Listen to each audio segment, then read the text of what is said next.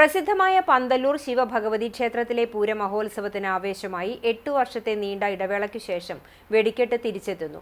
ഇന്ന് വൈകിട്ട് നടക്കുന്ന വെടിക്കെട്ടിനായുള്ള എല്ലാ ഒരുക്കങ്ങളും പൂർത്തിയായതായി സംഘാടകർ അറിയിച്ചു. മുൻ വർഷങ്ങളിൽ പന്തല്ലൂരിൽ വെടിക്കെട്ട് വിസ്മയങ്ങൾ തീർത്തിട്ടുള്ള HMC കമ്മിറ്റിയുടെ നേതൃത്വത്തിലാണ് ഇത്തവണ വെടിക്കെട്ട് നടക്കുന്നത്. ഉച്ചയ്ക്ക് 1 മണിക്ക് ദേവസ്വം പൂരം എഴുന്നള്ളിച്ചു. ഉച്ചതിരിഞ്ഞ് 3 മണിയോടെ പ്രാദേശിക പൂരങ്ങളുടെ വരവും ആരംഭിച്ചു. ഞായറാഴ്ച പകൽപൂരത്തിനു ശേഷം വൈകിട്ട് 7:30 പന്തല്ലൂർ കിഴക്കേ പാടശേഖരത്തിലാണ് വെടിക്കെട്ട് നടക്കുക.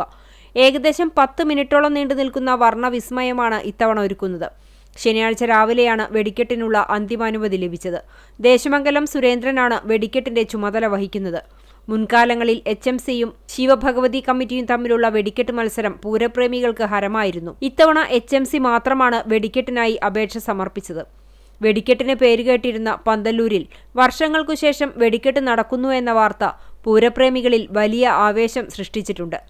സുരക്ഷാ മാനദണ്ഡങ്ങൾ പാലിച്ചുകൊണ്ട് വൻ ജനപങ്കാളിത്തത്തോടെ പൂരം ആഘോഷിക്കാനുള്ള തയ്യാറെടുപ്പിലാണ് പന്തല്ലൂർ ദേശം.